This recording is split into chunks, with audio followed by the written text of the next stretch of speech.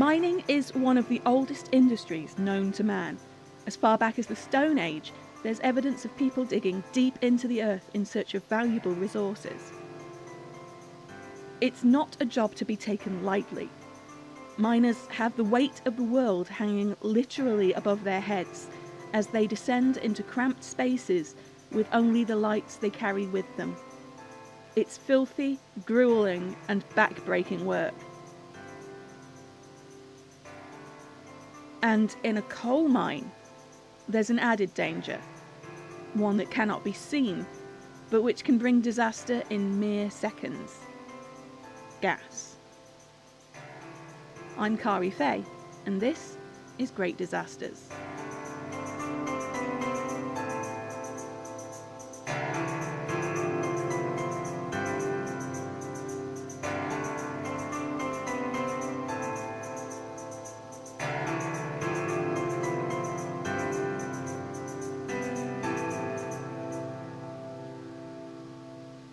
Coal has been used since Roman times at least, but it was the dawning of the age of steam that made it a resource which was in high demand, driving the machines of the Industrial Revolution.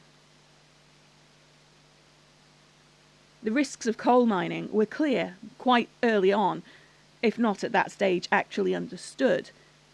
An account from the beginning of the 18th century recounts one incident in Newcastle, in England.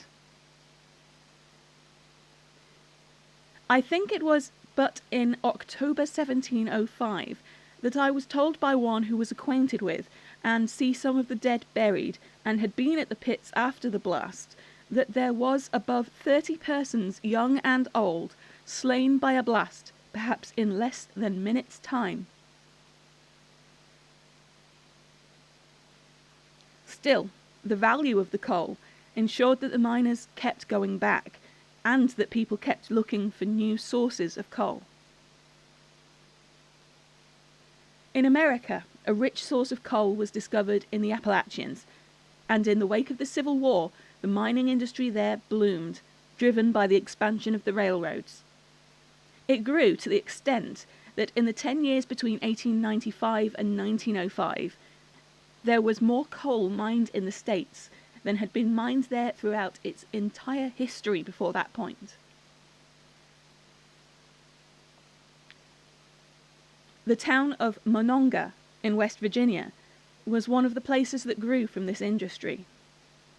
The Consolidation Coal Company advertised for workers in their mines there as follows: 2,000 coal miners and helpers, either experienced miners with their families or green labourers, to learn coal mining under competent instructor. All drift mines in the Monongah Valley. Average wages of helpers from $2 to $3 per day.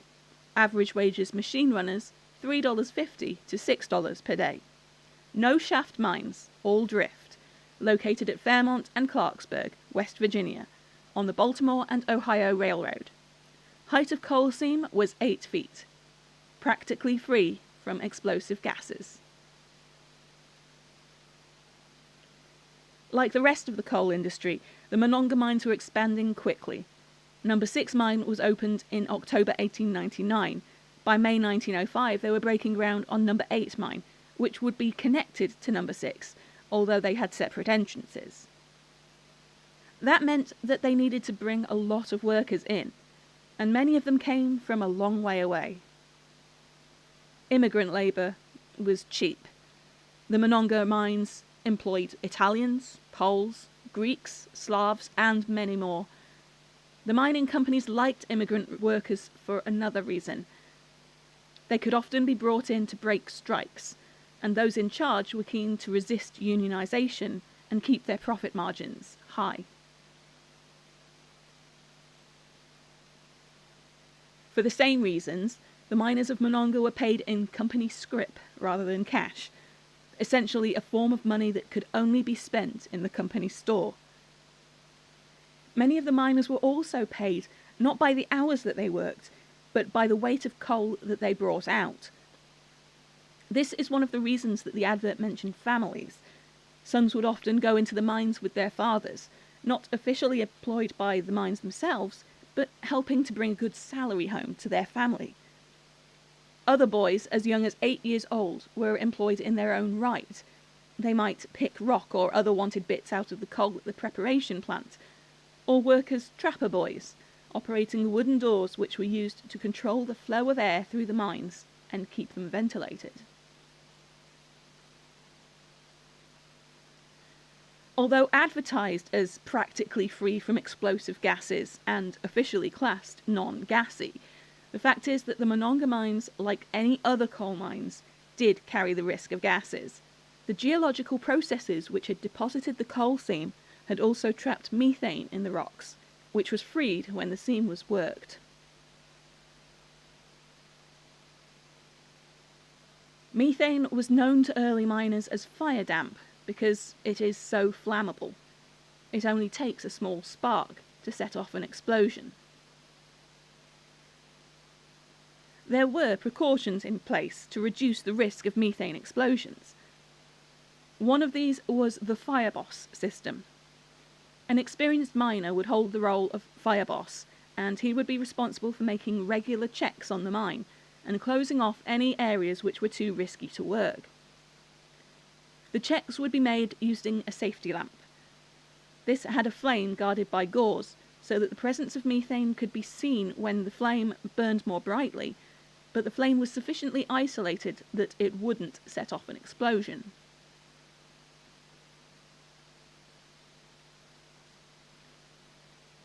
If methane was found in the mine, the fire boss would cordon the area off, hanging heavy curtains to keep the gas from spreading into other sections, and record the location to pass that information on to the fire boss on the next shift. There were, however, problems with this system.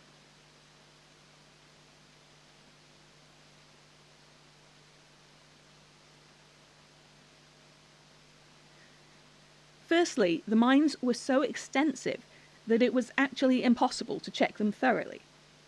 Instead, they would just check the areas they thought likely to accumulate methane. Thus, it was always possible for something to be missed.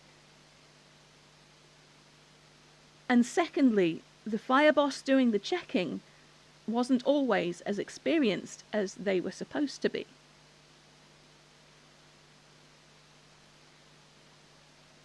On the evening of the 5th of December 1907, the fire boss on the night shift was Lester Emmett Trader. He didn't have the required 3 years' experience, nor was he certified to hold the role.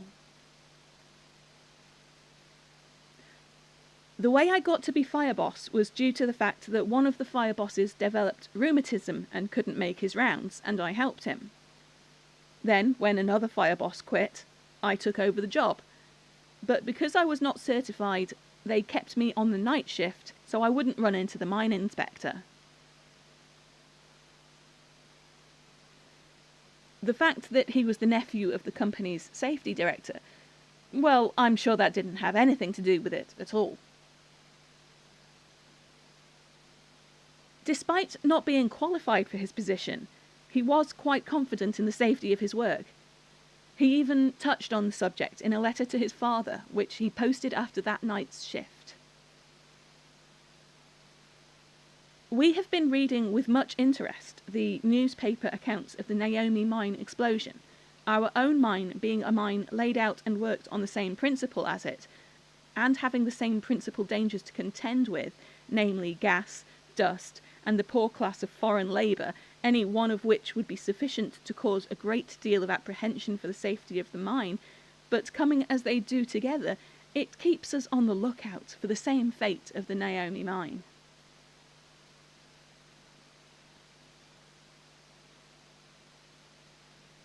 The incident he referred to had taken place just a few days before, on the 1st of December.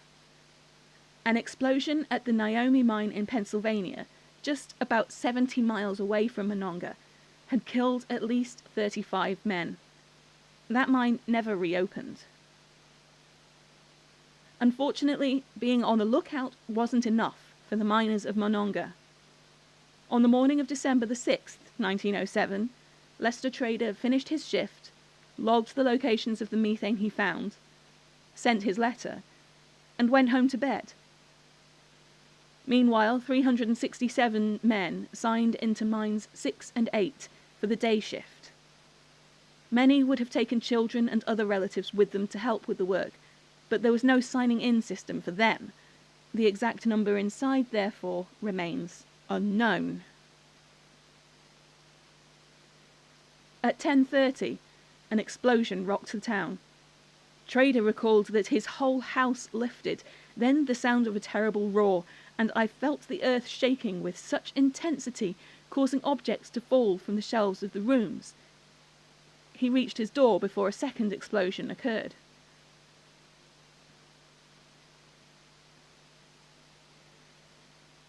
J. H. Leonard was working at the entrance to the number 6 mine, where a huge fan kept the mine ventilated, and where the coal was hauled out in trains, pulled up the slope by a wire rope.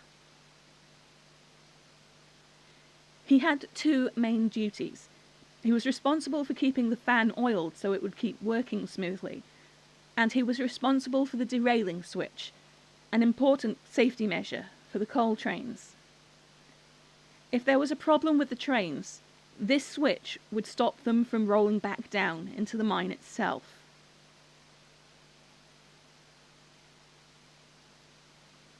He had complained that it wasn't possible to attend to both of these duties at once. While he was in the engine room working on the fan, the switch would be unattended, some 25 feet away. But nothing had been done. On this morning, he had watched a train of cars, fully loaded with about 2 tons of coal in each, come out of the mine and ascend the slope. They stopped at the knuckle for some cause. They stop here frequently, and especially when unloading box cars. They stopped this time, and I waited a good bit for them to come back, and they did not come back. If I have to run to the engine to see if it is running, I just run in and right back. But this time, when I run in, just as I got 1 step in the engine room, I heard the trip. I run out, and the last 2 cars were going by. I stood there looking down the slope a little bit, and the explosion came. It appears that a coupling pin on the train had snapped, and the fully loaded cars rolled back into the mine before Leonard could reach the switch to stop them. He tried, but he couldn't get there in time, and he was knocked down by the force of the explosion, breaking his arm and ankle, before crawling under a part of the trestle to avoid the massive amounts of debris that now rained down from the sky. Across the river from the entrance to the number 8 mine, foreman Carl Meredith saw the blast. I was out on the loaded track and was looking toward the mouth of number 8, and the first thing I knew, I saw timbers and everything flying in the air, followed by black smoke. It seemed to me like the smoke was a fire. It seemed to me it was a short distance up in the air, maybe 50 or 60 feet.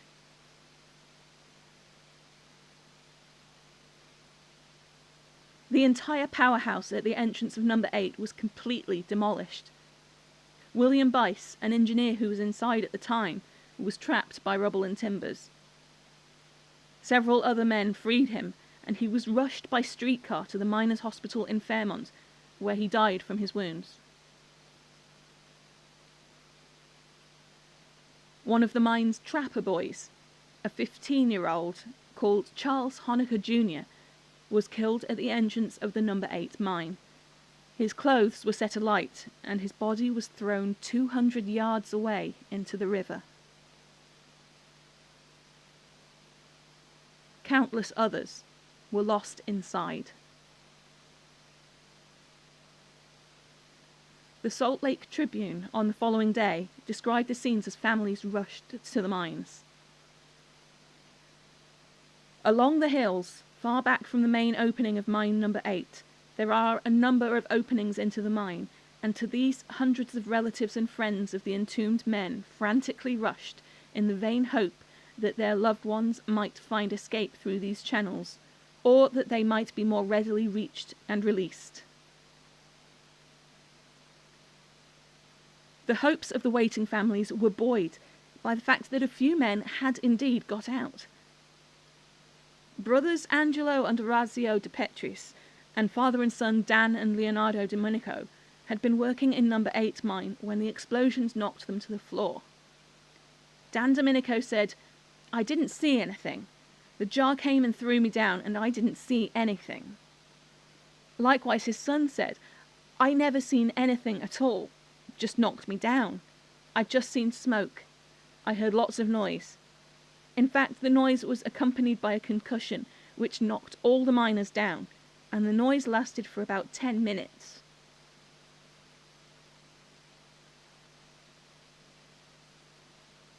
The explosion had blown out their lamps and left them in pitch darkness as the air filled with smoke.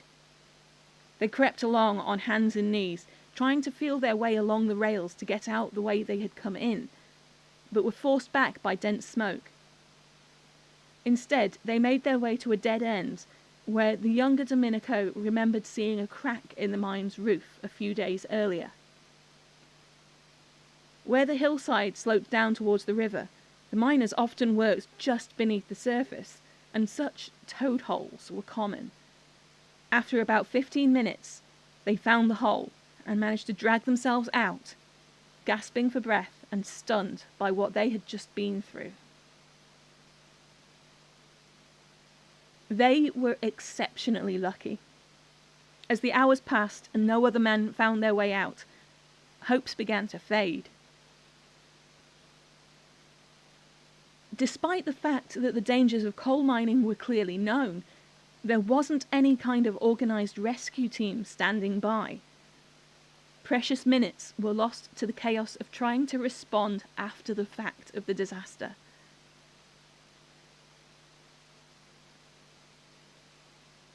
A small team of volunteers, including the night shift's fire boss Lester Trader, entered number 6 mine within half an hour of the first explosion. Again, the newspapers described the scene.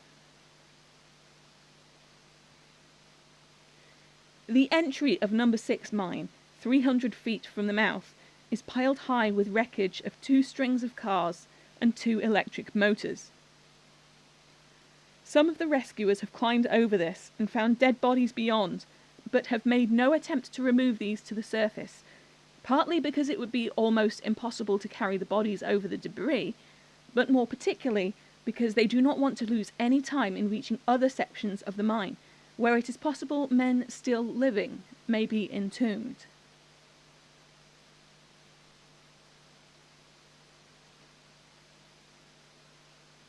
According to a headline in the Bismarck Daily Tribune on December the 8th, all bodies found are frightfully mangled and dismembered.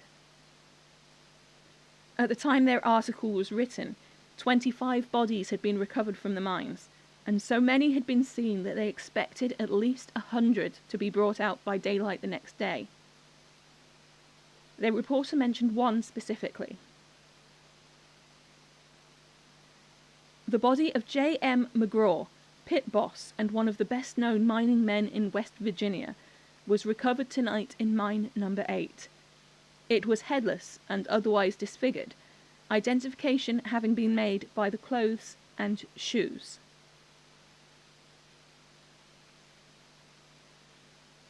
Other gruesome sights were reported. One of the first victims the rescue team encountered was sitting down with his dinner bucket between his legs. When his head was moved, coffee ran off his lower lip. He had presumably taken a sip just as the explosion occurred. Another man was found with a spoon in his hand, partway through his final meal. Others obviously had more of an idea what was happening to them. One man was found futilely holding his handkerchief over his mouth. Others had their safety lamps in their hands. When the lamps went out, they tried to relight them, but the same gases that had doused the lights had extinguished their lives.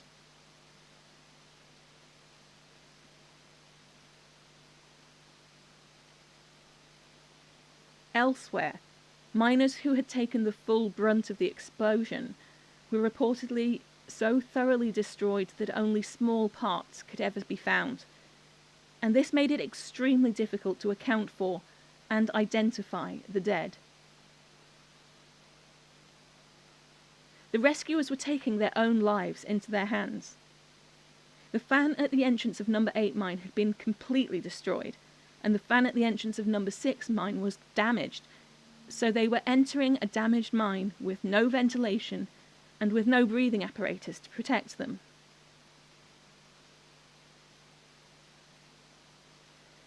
A score or more of men of the rescuing parties are in a critical condition tonight from inhaling black damp. Several are expected to die. One of these men was carried from the mine tonight almost a raving maniac. His lungs were filled with black damp, which produced the condition of one insane, and the services of 4 men were necessary to hold him while the doctors attended him.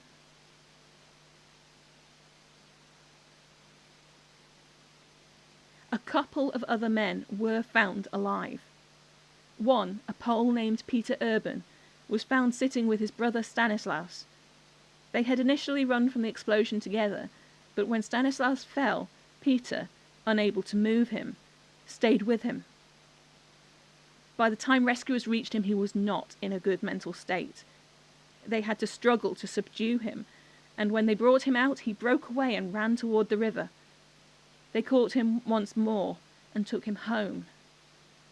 Stanislaus died before he could be moved. His body was not retrieved for some days. Similarly, on the day after the explosion, when a rescue party found a man named John Tomko in the farthest recesses of mine number 8, he is said to have rushed at them with great fury. Sadly, although they were able to calm him and start for the exit with him, he died before they could get him out.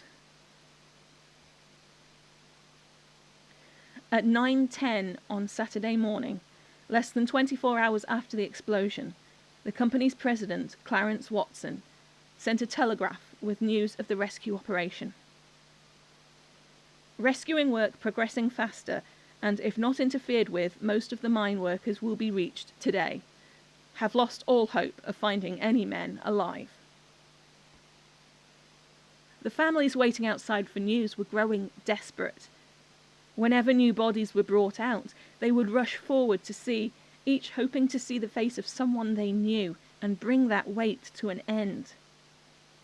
This caused problems of its own. On the Saturday afternoon, one of the horses pulling a cartload of coffins was so startled by the crowd that it bolted, overturned the cart, and ran headlong into the river. After that, the order was given to collect the bodies in the mine, and only move them out at night when the crowds had lessened.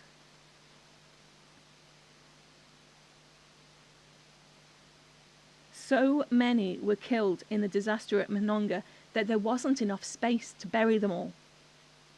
The Fairmont Coal Company, who had bought the mines quite recently, donated a parcel of land each to the Polish and Italian Catholic churches, with a barbed wire fence separating the two. The town was deep in mourning.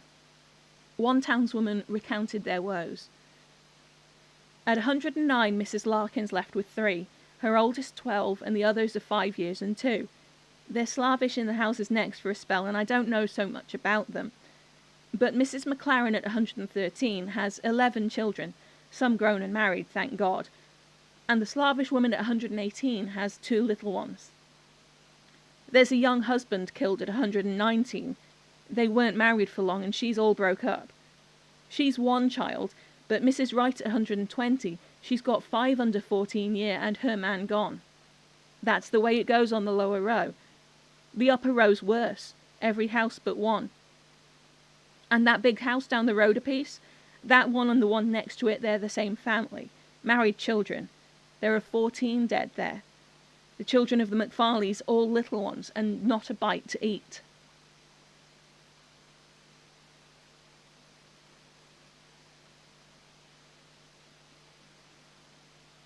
As time passed and more bodies were retrieved, Burying them became more of a priority than identifying them or conducting the usual masses.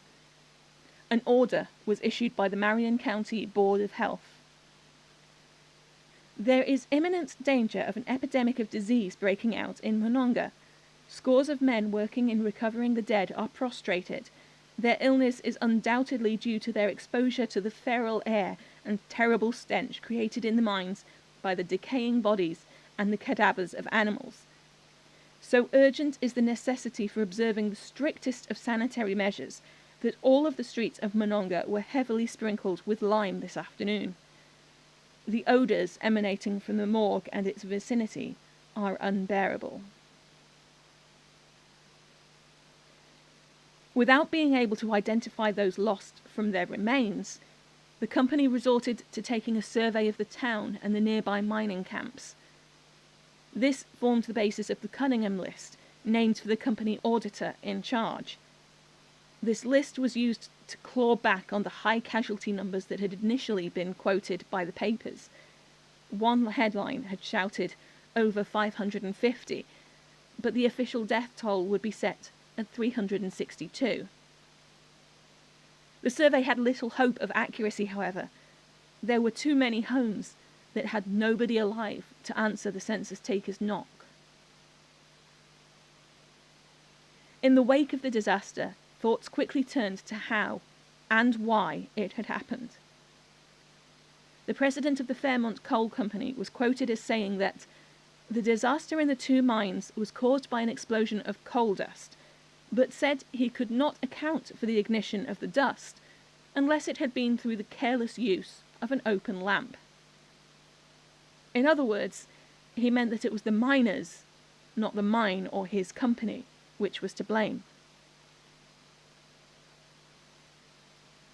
Leading mine expert Clarence Hall, who had been investigating the Naomi mine explosion mentioned earlier by Lester Trader, was quick to disagree. It cannot be claimed that all of these explosions are due to the carelessness of the miners. In this country, we do not yet know how much of any given explosive can be used safely in the presence of coal gas or coal dust. The fact that nobody knows where or when these larger reservoirs of deadly gases are to be met within the mines makes the situation doubly serious. What we need is more intelligent legislation, more rigid regulations, and better practice connected with all mining operations. To treat trouble just now in bringing about safer conditions is the fact that we know so little about how these explosions occur.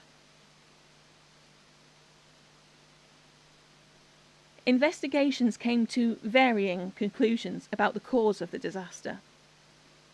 The Fairmont Coal Company concluded that the explosion had originated in number 8 mine, and that it was a powder explosion.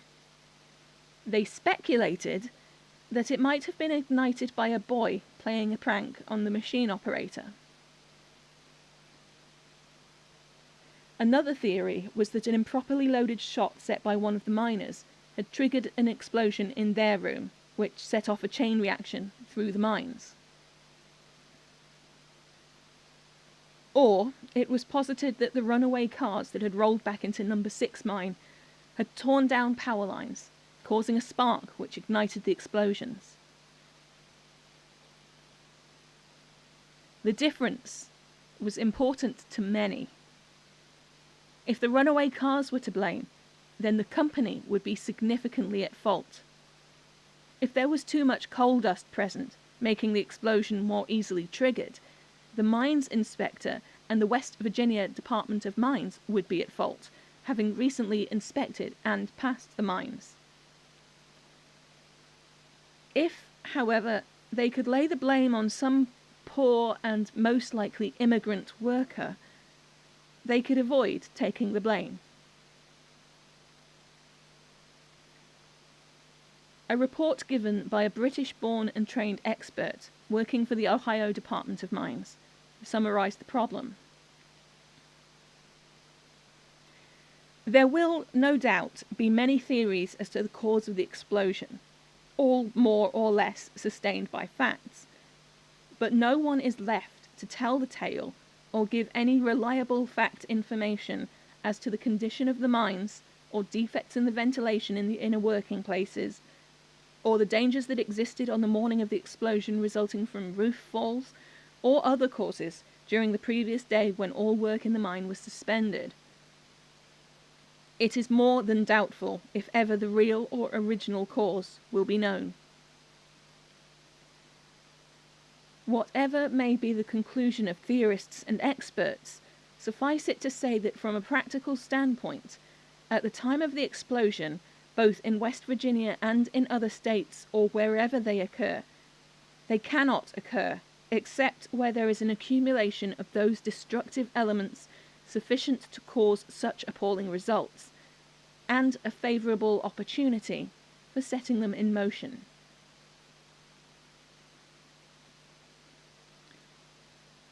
The grand jury sitting in judgment of the case found the cause to be what is known as a blown-out shot or by ignition and explosion of powder in mine number 8.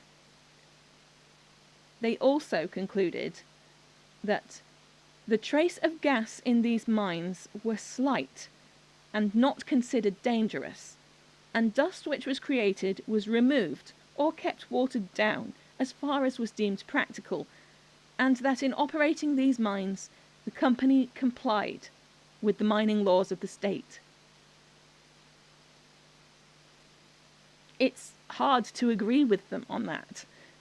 If there was only a slight trace of gas, or if the coal dust had been either adequately removed or watered down, the explosion couldn't have occurred on that scale. It's pretty clear that the runaway train of cars was more than a coincidence. The explosion happened just as they rolled back into the mine.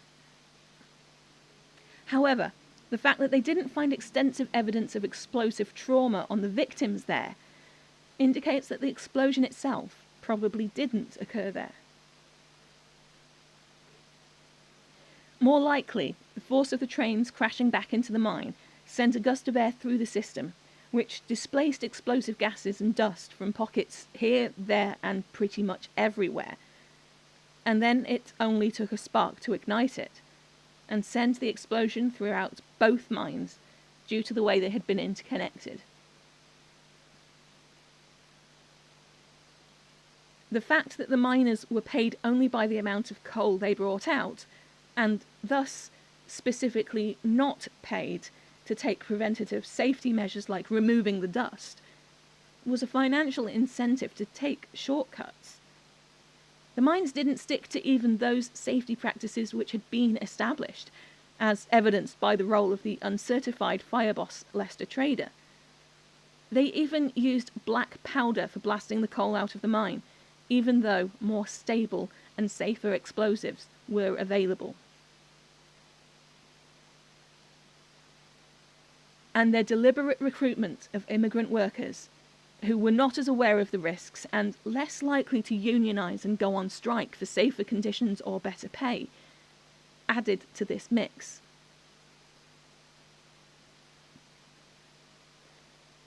Coal mining would always be a dangerous business, but gradually the lessons of Monongah would be learned. It might not be possible to eliminate the risks, but they could certainly be managed better.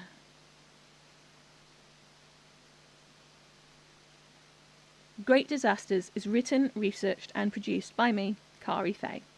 For more information, check out the website at www.greatdisasters.co.uk or stop by on Facebook, Instagram or Twitter to say hi and leave your thoughts. You can also become a Patreon and earn unique rewards, including access to exclusive content like my mini-episode on the Cavan Orphanage fire at patreon.com/greatdisasters. Thanks for listening, and stay safe.